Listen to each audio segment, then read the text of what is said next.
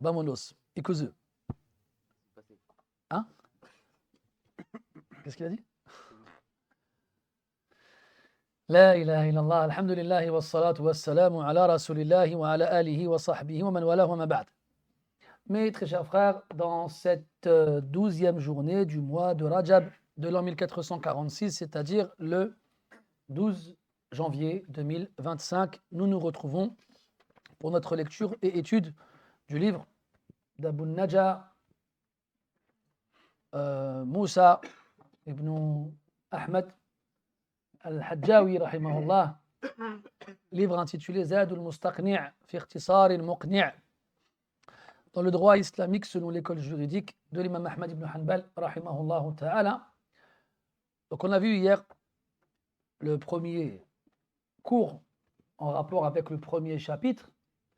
Je voulais vous faire une très petite rapide, un petit conseil très rapide.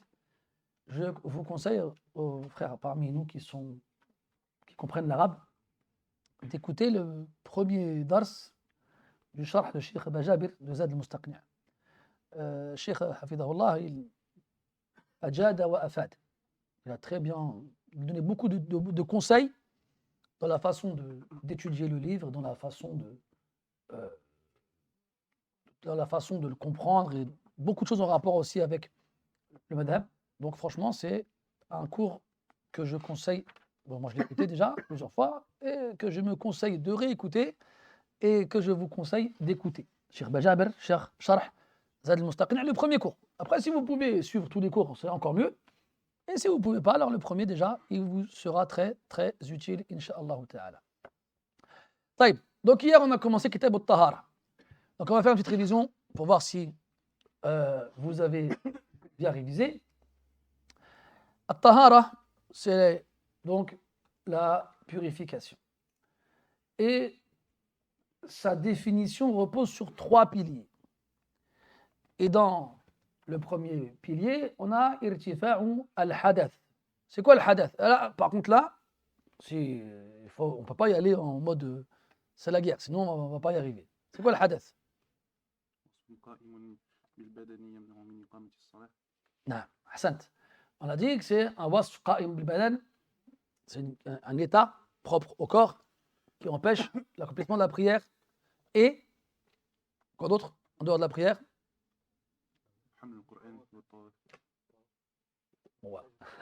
Tout ce qu'on a besoin pour toutes les actions pour lesquelles on a besoin de la tahara. Après on a dit zawalu al-khabath. C'est quoi qui est visé par al-khabath? Al-najasa, ahsant. Al-najasa, elle a combien de catégories? 2, c'est lesquelles? Ouais, comment ça s'appelle? Al-haqiqiyya, naam. Et l'autre? Al-wasfiyya, là. La deuxième c'est? Al-tari, c'est dans le madhab. Dans le madhab. Hukmiyya, ahsant. Et c'est laquelle, hukmiyya? C'est-à-dire, comment tu l'expliques? C'est-à-dire que c'est celle dont on peut se débarrasser. Et on a dit ma fi ma'nah pour irtifa'u al-hadath. Qui peut me donner un exemple de ce qui a le sens de at-tahara, raf'u al-hadath? Quel sens?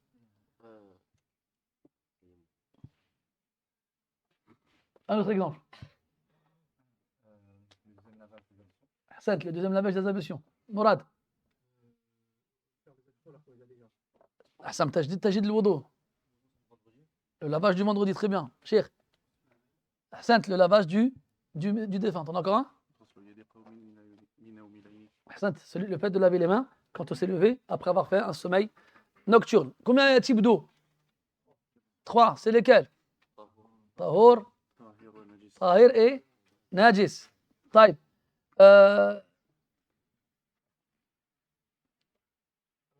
Il y a combien de catégories d'eau tahur qu'on a vu? Combien? C'est lesquelles? La première, c'est celle qui n'est pas makrouh, et l'autre, c'est qui est makrouh. Ahsant. Le premier, c'est plutôt makrouh. Ce qui était makrouh et ce qui ne l'était pas, en excluant al-ma al-baqi ala ma khuliqa alayh. Donc on a une catégorie d'eau qui est tahour, mais qu'il est détestable d'utiliser. Un exemple. Mourad. On a chauffé des excréments. Ouais. Voilà, donc c'est l'eau chauffée par ce qui est impur. Premièrement, Shams. Dans laquelle il y a du sel d'origine terrestre. Terrestre, là. Marine. Et autres, Omar. Avec de l'huile. Donc, mumazij, ce qui est mélangé, pardon, ce qui est mélangé, mumazij, pardon. C'est ce qui va se retrouver avec ce qui ne se mélange pas à lui, à condition que ça le change légèrement. Hein. L'eau avec du camphre, Hassent. Donc ça c'est makrouh. Pourquoi c'est makrouh? Parce qu'il y a divergence. Mura'atan lil khilaf. Et l'autre catégorie d'eau qui n'est pas makrouh. Mourad. Ce qui est chauffé par le soleil. Encore, il laisse.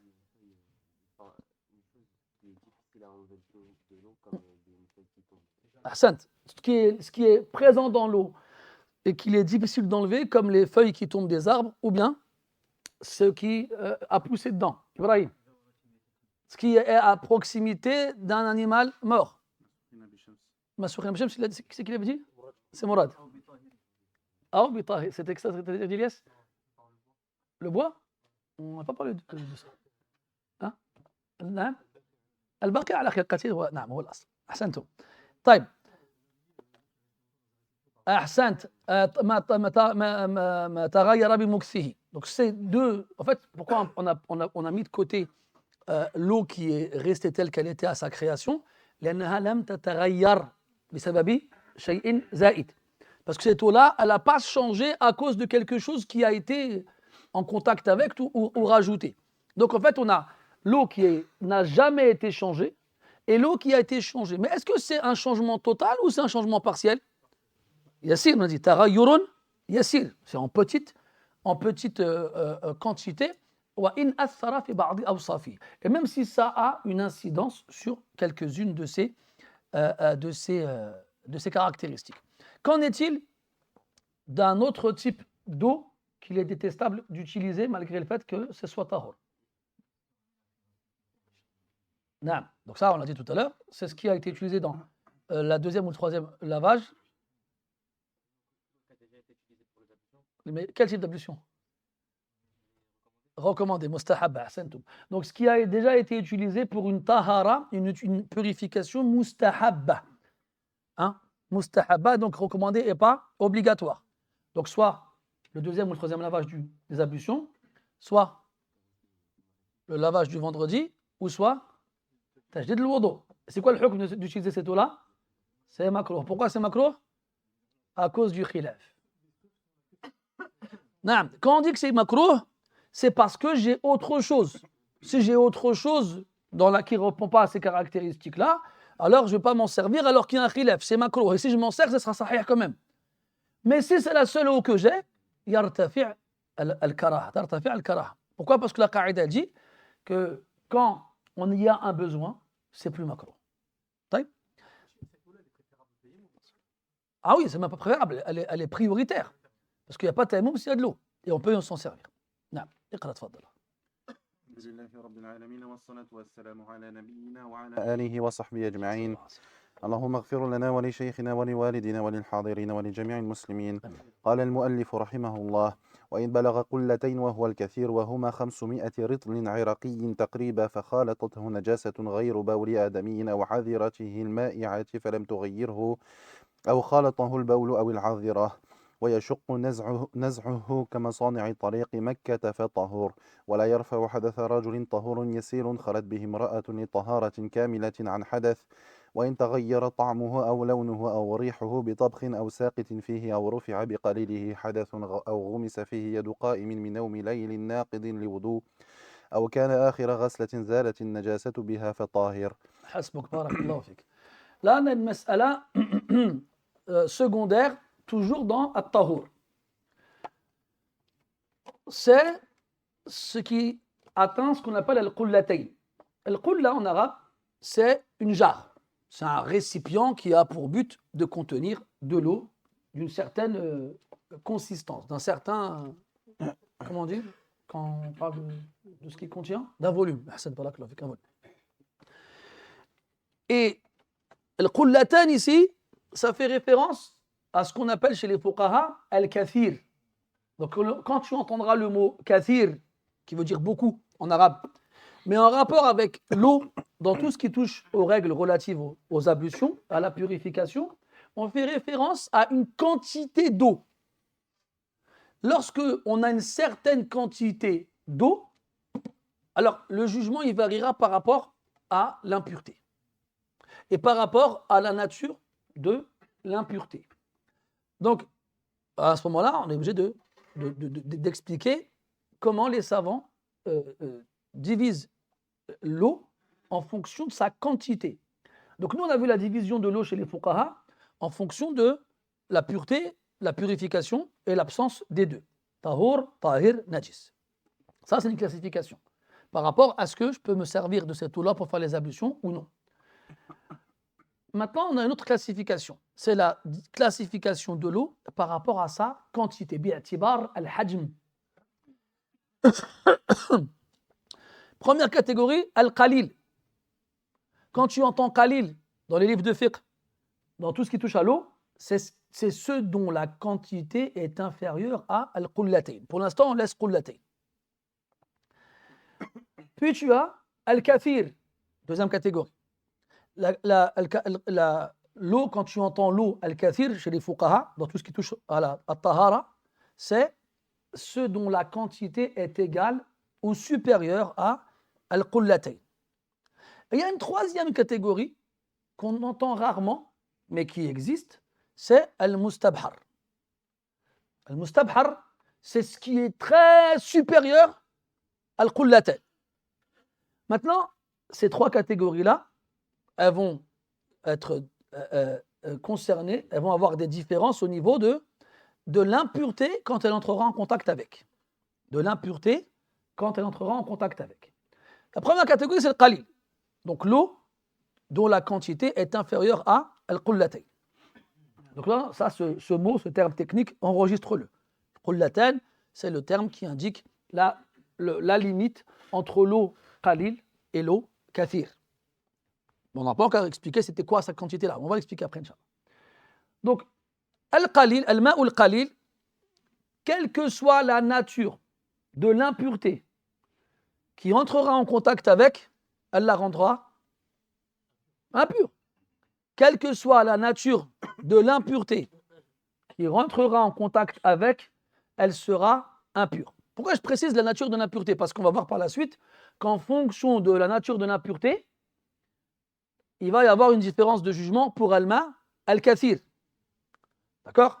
Donc quand l'impureté touche l'eau al-qalil et qu'elle elle est en contact avec, elle la rend impure. Et si elle est impure, qu'est-ce que ça donne comme conclusion? Comment?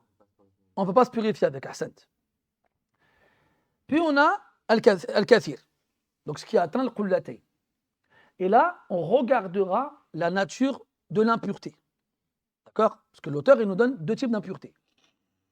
Il dit فَخَالَطَتْهُ نَجَاسَةٌ غَيْرُ بَوْلِ آدَمِيٍّ أَوْ عَذِرَتِهِ الْمَائِعَةٍ فَلَمْ تُغَيِّرْهُ. Donc quand il parle d'une impureté qui n'est pas une impureté humaine, et quand je parle d'impureté humaine, ça fait référence à l'urine ou aux excréments. Donc ça, c'est la première chose. Donc on va commencer par l'autre catégorie. Donc ça veut dire que tout autre type d'impureté, de même nature, donc de l'urine et des excréments, d'autre chose qu'un humain. Si ça rentre en contact avec al-ma al-kathir, il a dit وَفَلَمْ تُغَيِّرْهُ. Et ça ne changera pas l'eau. Imaginons par exemple, tu as un haoud. C'est quoi un haoud? Un bassin. Tu as un haoud avec de l'eau. Et il y a un chat qui passe au-dessus sur une gouttière et a'azzakumullah, il urine dans ce bassin. Et la quantité d'eau qu'il y a dans le bassin, c'est le qullatayn. C'est-à-dire que ça fait de l'eau quoi? kathir, 7. Maintenant, ces quelques gouttes d'urine qui sont tombées dedans ne l'ont pas changé dans ses caractéristiques. C'est quoi les caractéristiques? C'est l'eau, la couleur, le goût et l'odeur. 7. Donc, ça veut dire que ces petites gouttes d'urine de chat, pourquoi j'ai précisé un chat? Parce qu'on fait la différence entre les animaux qui sont licites à la consommation et ceux qui ne le sont pas. Parce que si c'était un mouton ou une vache ou autre qu'on a le droit de manger, leur urine n'est pas impure. Donc, on revient à un animal dont l'urine et les excréments sont impurs et dont l'urine va être entrée en contact avec l'eau al-kathir sans la changer.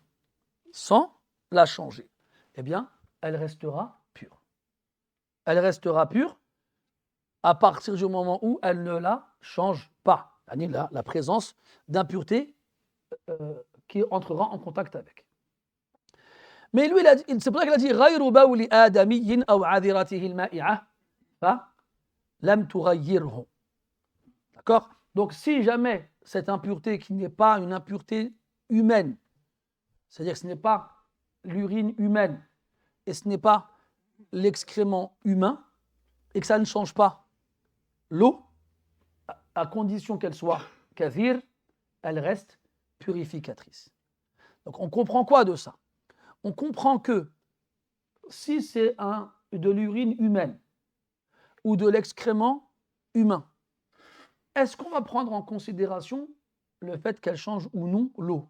Non. Le simple fait qu'elle entre en contact avec la rendra impure.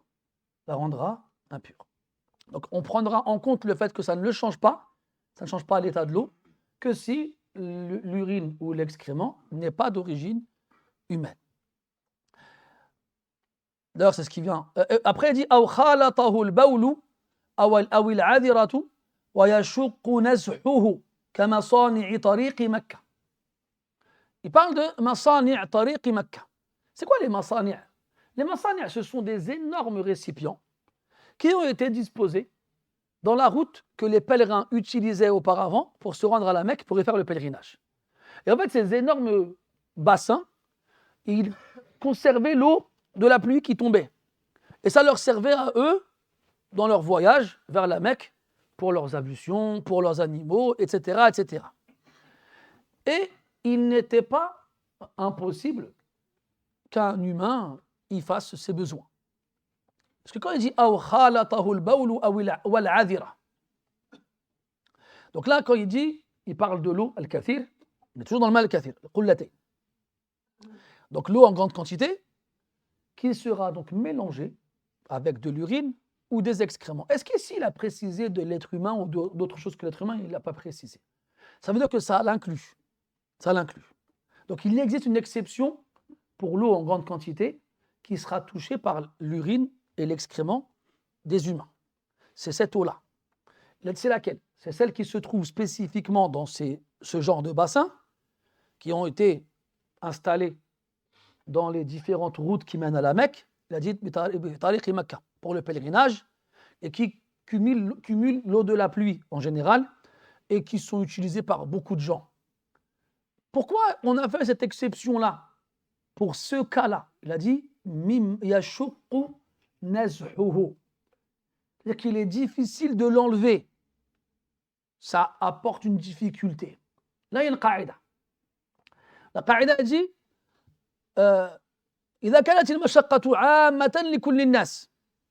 Lorsqu'on est face à une difficulté qui est générale pour l'ensemble des gens, ce qui exclut une difficulté pour certains et pas pour d'autres.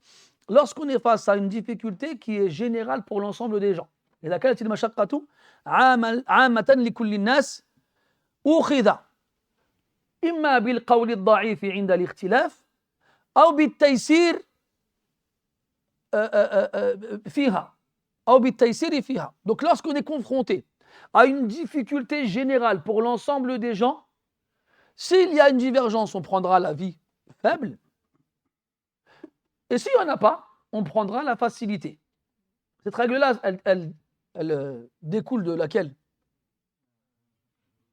C'est que la difficulté entraîne la simplification.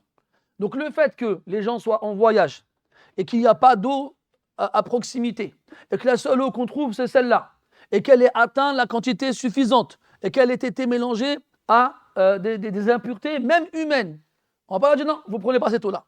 Là, on va leur faciliter la tâche et on va leur permettre de s'en servir. Donc, on récapitule. Al-Qullatan, c'est ce qu'on appelle Al-Kathir. Il a dit Wa in balagha qullatayn. Le balagha, si l'eau atteint qullatayn. On dit qullatayn, c'est le qulla. Le qulla, c'est des jarres. D'accord? Et le pluriel, c'est qilal. Et c'était donc des grands récipients dans lesquels on conservait l'eau. Ensuite, leur taqdir, leur quantité, les savants ils divergent à son sujet. L'auteur il dit rahimahullah wa huma 500 ritlin iraqiyyin taqriba. La quantité de ces deux jarres de l'qullatayn, pour qu'on sache à partir de quand on considère que l'eau elle est en grande quantité, elle est kathir, et donc à ce moment-là, la présence d'impuretés en elle, avec les conditions qu'on a évoquées, la conservera purificatrice. Il a dit 500 litres irakiens. On avait vu dans Bidayat al-Abid et aussi dans l'Umda qu'il y avait que les mesures variaient en fonction de l'origine de l'auteur. Donc des fois c'est Misri, des fois c'est Shami, et là c'est Iraqi. Donc des fois c'est égyptien, des fois ça vient du Shem, comme à Damas, et des fois c'est irakien. Pourtant, Al-Hajjawi, il est Shami. Il vient de Damas. Pourquoi il n'a pas dit, il n'a pas compté, il n'a pas pesé selon le litre de chez lui? Non? لا العراق أكثرهم في الشام. Non, pourquoi عندك الجواب؟ كيف؟ لا, c'est pas pour ça. Et là, parce que l'imam Ahmed, il y a un nas. L'imam Ahmed, quand on lui a posé la question, il a répondu avec le litre irakien. Et lui, il a conservé le litre irakien par esprit de fidélité envers la parole de l'imam Ahmed, rahimahullah ta'ala. Et une deuxième raison, c'est que le litre irakien existait déjà à l'époque du prophète, alayhi salatu wassalam. Alors c'est pour ça que c'est ce litre-là qui a été conservé. Maintenant, 500 litres irakiens, qu'est-ce que ça donne? Il faut savoir que chez les contemporains, il y a beaucoup de divergences sur le calcul. Parce qu'ils font quoi, eux? Ils ont pris deux jarres de qulla et les ont remplis avec des graines. Pourquoi ils les ont remplis avec des graines? Pour faire des mouds. Pour faire des mouds. Parce que c'est comme ça tu ne fais pas ça avec de l'eau. L'eau, c'est pas stable, ça ne va pas tenir. Donc, pour pouvoir quantifier en poids, pour peser, qu'est-ce qu'ils ont fait? Ils les ont remplis avec des graines, puis après, ils ont vu ça faisait combien de mouds. Et après, ils ont calculé en mouds. Donc 4 mouds, ça fait un sa'. Après, ils ont calculé en sa'. Et après, ils ont converti en kilos. Mais le problème, c'est que les sa' aussi, ils divergent. On n'a pas tous le même sa'. Et donc, par rapport à ça, on s'est retrouvé avec des quantités différentes. Pour faire bref, d'ailleurs, il a dit taqriban. Taqriban, ça veut dire quoi? Approximativement. Donc, on a les partisans du 300. C'est-à-dire que chez beaucoup de contemporains, c'est 300 kilos à peu près. 300, 320. Chez d'autres, c'est plutôt autour de 200. La différence, elle est de taille. Parce que moi, par exemple, si je prends le livre que j'ai là, le Muhaqqiq, qui s'appelle Mohammed ibn Abdullah ibn Salih al-Habdan, il opte pour 191 kilos. Donc la différence, elle est quand même grande. Il y a 100 kilos, voire même plus pour ceux qui disent 320. Cheikh Motlaq, lui, il a dit 320. Il disait que chaque qulla faisait 160. Et fois 2, ça fait 320. Al-Muhim. Donc là, dans tous les cas, c'est normal, c'est un ikhtilaf qui est dû à l'ijtihad. Les ulama, ils vont, et chacun faire comme il voit. Et s'ils arrivent à des mesures différentes ou des poids différents, l'amr wasi' insha'Allah ta'ala. C'est comme ce qu'on avait vu aussi par rapport à la distance minimum à parcourir pour avoir recours aux permissions du voyageur. Donc aujourd'hui, on entend quasiment tout le monde dire 80 km, et pourtant, il y en a qui ne voient pas que c'est 80 km. Il y en a qui voient que c'est 135. Pourquoi ils n'ont pas la même distance? Parce que l'unité de mesure de base, elle est différente. Il y a ceux qui se basent sur le mille britannique et ceux qui se basent sur le mil hashimi. Al-Maqsoud, donc là, nous, ce qu'on va retenir approximativement, c'est 300 kilos. C'est 300 kilos. Et si demain, tu entends que tel shir, il voit autre chose, tu as compris pourquoi il était possible qu'on trouve, des résultats différents. Donc, al-qullatan, c'est à peu près 300 kilos. Donc, ça veut dire que quand l'eau, la quantité d'eau que tu as, elle a moins de 300 kilos, elle est qalil. Et ça veut dire que s'il y a de l'impureté qui rentre en contact avec, elle devient najis. On ne peut pas s'en servir. Si elle a 300 kilos ou plus, et que on a un aigle, j'arrive, un aigle qui défèque dedans, sans que sa fiente n'aille changer une des caractéristiques de l'eau. La couleur, elle reste la même, l'odeur aussi, et le goût pareil. Est-ce que je peux faire les ablutions avec ou pas? Je peux faire les ablutions avec. Si c'est un chat qui urine dedans, j'ai plus de 300 kilos dans mon eau, et la couleur, on va dire le goût de l'eau change, je peux faire les ablutions avec ou pas? Non. Si un humain urine dedans, une goutte, et rien ne change, je peux faire la ablution avec ou pas? Là. Et si c'est le même humain dans la même quantité, mais c'est dans les bassins qui sont en direction de la Mecque pour les pèlerins, c'est bon ou pas? C'est bon. Est-ce que c'est propre aux bassins qui sont dans la route de Mecca, ou bien la qaïda s'applique ailleurs? Parce qu'il a dit ka masani'i tariqi Mecca. La qaïda, elle est amma ou elle est khassa? Est-ce que c'est une règle générale pour toutes les mêmes situations? C'est-à-dire que moi, j'ai une grande quantité d'eau dans un endroit dans lequel il est difficile d'enlever l'impureté. Et les gens, ils en ont besoin. Est-ce que je dis non, le cheikh, il a dit Kamasani tariqi Mecca, donc c'est que pour elle? Ou bien je peux l'appliquer à autre chose? C'est am, c'est général. Fatahur, tfadal akhi. Fatahur. Et le mustabhir, comme je vous l'ai dit, le mustabhar, pardon, c'est l'eau qui est très au-dessus de ça. Comme les lacs, comme les grands bassins, dans lesquels le volume d'eau, il se compte par milliers, peut-être même par dizaines de milliers. Et après, pourquoi est-ce qu'on fait une différence entre les excréments humains, les impuretés humaines et les impuretés des autres créatures? Ça, il faut savoir que chez les shurrah, il y en a qui disent qu'ici, Al-Hajjawi, il a khalaf le mashhour. Il n'a pas respecté l'avis officiel de l'école. Pourquoi? Parce qu'il dit que la plupart des muta'akhirin, ils n'ont pas gardé cette riwaya-là. Ils ne l'ont pas gardé. Parce que chez l'imam Ahmed, il y a deux riwayas. Il y a celle-là et il y a l'autre. C'est quoi l'autre? Pas de différence entre les impuretés, qu'elles viennent des êtres humains ou non. La règle qu'on a évoquée pour les impuretés qui ne viennent pas des humains s'appliquera aussi pour les humains. Il n'y a pas de différence. Mais le Hajjawi, il est resté sur cet avis-là.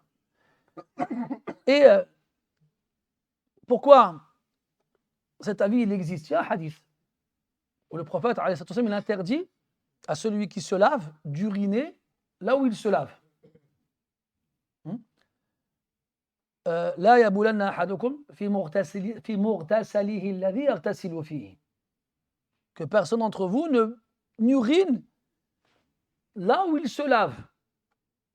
Et ils ont expliqué, les ulama, ils ont compris que la cause de l'interdiction, c'est que l'urine, dès lors qu'elle entrera en contact avec l'eau, elle la rendra impure. Et comme c'est propre à l'urine de l'humain, ils ont fait un qiyas avec l'adira, les excréments. Parce que c'est achad, que si on compare le degré d'impureté, enfin on ne peut pas le comparer, mais en termes de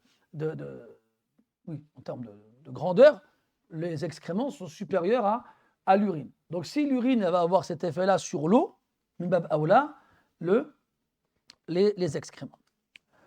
Al-Maqsoud. Donc nous, on vous dit ça juste comme ça, mais retenez-le au cas où. Il a dit fatahur. Donc lorsque l'eau atteint la quantité de l'qullatayn, est-ce qu'on va devoir à chaque fois expliquer c'est quoi le qullatayn? On ne le fait plus. On n'a pas le temps. Déjà, à cause de vos pains au chocolat, là, on n'a plus le temps. Là. Donc, l'eau, quand elle atteint le qullatayn, soit 300 litres, 300 kilos à peu près, et qu'elle est entrée en contact avec une impureté. On regarde la nature de l'impureté. Si c'est une impureté humaine, khalas, c'est najis. Si c'est une impureté, si c'est une impureté qui n'est pas humaine, on regarde est-ce que l'impureté, elle a changé ou non l'eau. Si elle n'a pas changé l'eau, il n'y a pas de problème. Si elle a changé, najis. Et si c'est une impureté humaine ou n'importe quelle autre impureté et qu'elle est difficile à enlever, comme l'eau qu'il y a dans les bassins dans la route de Mecca, tahour, fa tahour. Taïb. Donc l'eau, al-kathir, il ne sera impur que si l'impureté qui est dedans est humaine et l'a changé. Est humaine, pardon, sans regarder si ça la change ou pas. Et si elle n'est pas humaine, si elle l'a changé. Et si elle ne l'a pas changé et qu'elle n'est pas humaine, alors elle sera pure. Hein? Voilà. Non, non. Oui, on ne rentre pas là dans lui. Non, non, l'animal qui est. Voilà, l'urine et l'excrément de l'animal qu'on a le droit de manger ne sont pas impurs. Ne sont pas impurs. طيب. ثم قال رحمه الله ولا يرفع حدث رجل طهور يسير خلت به امرأة لطهارة كاملة عن حدث. Ça, c'est une mas'ala far'iyya en rapport avec ce qu'on vient de dire. Il a dit l'eau, donc la yarfa'u hadatha rajulin. Donc déjà ici, on a un hukm. Il y a un type d'eau. Si un homme l'utilise pour faire les ablutions, ces ablutions ne seront pas valides. Donc l'état de hadath sera toujours présent en lui. Et le fait qu'il dise rajul, c'est voulu. C'est pour exclure ce qui n'est pas un rajul. C'est-à-dire quoi? Mar'a. Et un enfant. Taïb. Donc ça exclut la femme et l'enfant. Le khuntha, il rentre dedans ou pas? Dedans quoi? Il rentre dans le mar'a? C'est quoi la qaïda? C'est un mushkil. Là, on parle du khuntha mushkil. Parce qu'il y a deux types de khuntha. Il y a le khuntha qui a les deux organes génitaux, mais on sait lequel des deux il est actif. Donc on sait si c'est un homme ou une femme. Donc lui, c'est un khuntha, mais ce n'est pas un mushkil. Nous, on parle du khuntha mushkil. On ne sait pas c'est lequel des deux. Taïb, quand on est face à une interdiction et que l'élément concerné, il a deux possibilités. Laquelle des deux à laquelle des deux on donnera la priorité? Al-hadar, ahsant, l'interdiction. Donc là, il sera du côté des femmes ou du côté des hommes ici? Des hommes, voilà. Donc, un homme ou un khuntha, mushkil, qui ferait les ablutions avec un certain type d'eau, sera toujours dans son état de hadath. Quel est ce type d'eau? Il a dit la yarfa'u hadatha rajulin tahour. Donc c'est un tahour, il n'y a pas d'ishkal. C'est un tahour. Donc si une femme elle s'en sert et qu'elle n'a pas les ablutions, elle aura les ablutions. Si un enfant il s'en sert et qu'il n'a pas les ablutions, il aura les ablutions. C'est de l'eau tahour. Il a dit yassir. Première caractéristique, c'est une eau yassir. C'est quoi le yassir? Qalil. C'est quoi le qalil? Maduna al-qullatayn. Naam. Donc al-yassir ou al-qalil, bima'na maduna al-qullatayn. C'est l'eau dont la quantité est inférieure à al-qullatayn. Qullatayn, combien de kilos? 300. Taqriban. N'oublie pas le taqriban, c'est important. إيش؟ خلت به امرأة. خلت. شو معنى خلت؟ Elle s'est isolée. Donc l'eau en question, c'est une eau qui a été utilisée par une femme, ce qui exclut الرجل والخنثى والطفل. ما شاء الله. Donc une femme. Si une femme, elle s'est isolée avec de l'eau tahour en petite quantité, yassir, yani inférieure à القلتين 300 litres, 300 kilos. نعم. لطهارة كاملة, pour une purification complète. Ce qui exclut la purification incomplète. Imaginez, elle s'en sert pour se laver juste les deuxième fois, troisième fois des bras ou des pieds. C'est pas une tahara kamila. Ou bien elle fait une partie, elle fait pas l'autre. C'est pas une tahara kamila. Il faut que la purification qu'elle va réaliser avec cette eau en petite quantité et avec laquelle elle s'est isolée soit complète, ce qui exclut la purification incomplète. An hadath. An hadath, c'est-à-dire qu'elle fait ces ablutions-là parce qu'elle est en hadath, parce qu'elle ne les a pas. Ce qui exclut al-tahara ish al-mustahabba. Al-tahara al-mustahabba, la purification qui est recommandée. Comme un tajdid, comme quelqu'un qui veut renouveler, ou bien le ghusl du jumu'ah, et là, akhiri. Si jamais un homme se sert de cette eau dans laquelle ces caractéristiques sont réunies, là, yarfa'u hadathahu. Il ne va pas, cette eau-là ne va pas lever de lui l'état de hadath. Pourquoi? Parce qu'il y a un hadith. Il y a un hadith dans lequel le prophète, alayhi salatu wassalam, interdit à l'homme de se servir de cette eau-là. Avec ces caractéristiques-là. C'est quoi la illa? C'est quoi la cause? Pourquoi? Donc si une femme, elle n'est pas toute seule, imaginons elle est là avec une autre de ses amies et elle fait les ablutions avec cette eau-là. Je peux m'en servir ou pas pour faire les ablutions? Oui. Je peux. Si c'est une fille qui n'est pas pubère, qui a moins de 9 ans, elle fait les ablutions toute seule avec l'eau, je peux m'en servir ou pas? Oui. Si c'est un homme, je peux m'en servir ou pas? Oui. Mais si c'est une femme toute seule, et elle se sert d'une eau, al-qullatayn, je peux ou pas? Oui. C'est quoi la cause? Pourquoi est-ce qu'on ne peut pas se servir de cette eau-là? On ne sait pas. Ça rentre dans quelle catégorie ça? Ta'abbudi. Là, la qaïda, encore une fois, la qaïda dit kullu shay'in ta'abbudi, toute chose qu'on fait pour adorer Allah, ghayru mu'allal, dont on n'a pas la cause. On n'a pas la cause. فيضيق على قدر ما ورد به النص. C'est-à-dire on va le restreindre, toute chose qu'on classera dans l'adoration pure et dans laquelle on n'a pas de cause, enfin on ne connaît pas la cause, on va la restreindre proportionnellement à ce qui a été cité dans le texte. Ça veut dire quoi? On ne sortira pas de ce qui a été dit dans le texte. On va fermer les portes de façon absolue à cela. C'est pour ça qu'on a exclu toutes les choses qu'on a exclues, et que dans le cas où une des caractéristiques manquerait à ce qui a été évoqué, alors le jugement, il reste valide jusqu'à preuve du contraire. C'est compris? Donc cette eau-là, pourquoi l'auteur il l'a cité ici? Parce qu'en fait, elle est tahour min wajh, mais si on prend l'homme qui est concerné par le hukm ici, l'eau pour lui, elle est quoi là? Elle est tahir, elle est tahir. Donc c'est une eau spéciale. C'est une eau qui est tahour min wajh et tahir min wajh. C'est pour ça qu'ici, il l'a mise entre eux après avoir fini tahour et avant de commencer à tahir. Parce qu'elle est tahour pour la femme, pour l'enfant, ou bien pour l'homme si jamais la femme n'est pas toute seule, ou bien pour l'homme si jamais l'eau est supérieure à al-qullatayn, ila akhirih. Mais si jamais elle répond aux caractéristiques qu'on a évoquées, elle est tahir pour l'homme. Elle est tahour pour le reste. 30 là. Je suis désolé mes frères, mais je suis contraint de devoir clôturer car la journée passe vite et j'ai encore des choses à faire.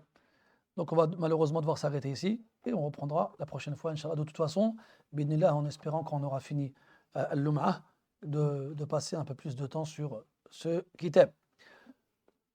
Si vous avez des questions rapides, on va essayer de ne pas trop tarder dessus. Tfadal.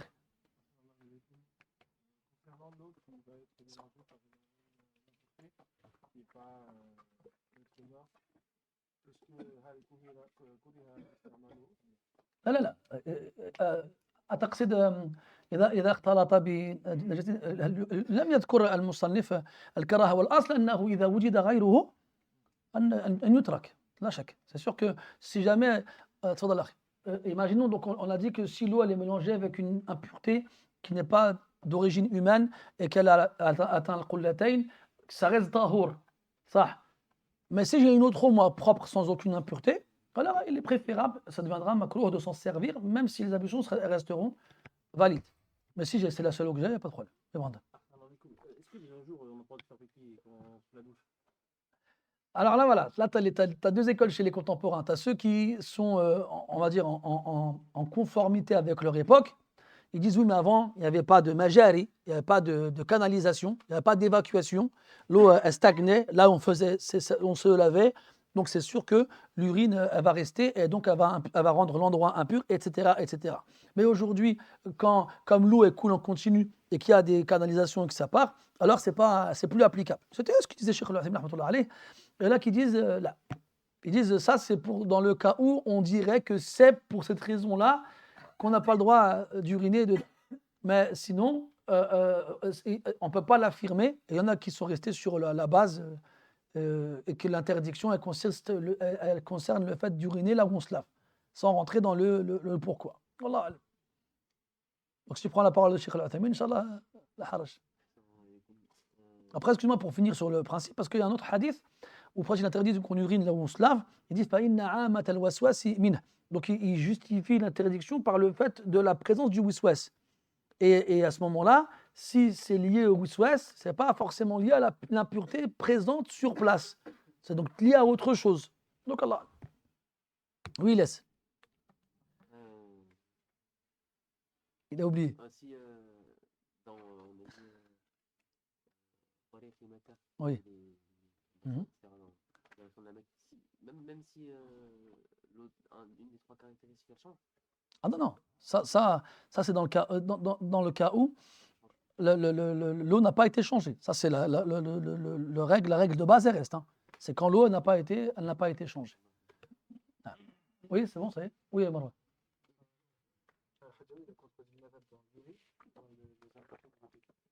Non, non, la base, c'est l'urine. L'impureté, l'adira, c'est qiyasan alayh. Mais sinon, c'est dans le madhab. Chez les mutaakhirin, je précise, hein, il a contredit le qawl des mutaakhirin. Comme quoi, par rapport à النجاسة الآدمي سواء كانت بولا أو غيره والله أعلم. سبحانك اللهم وبحمدك نشهد أن لا إله إلا أنت نستغفرك ونتوب إليك وصلى الله على نبينا محمد وعلى آله وصحبه أجمعين والحمد لله رب العالمين وبارك الله فيكم.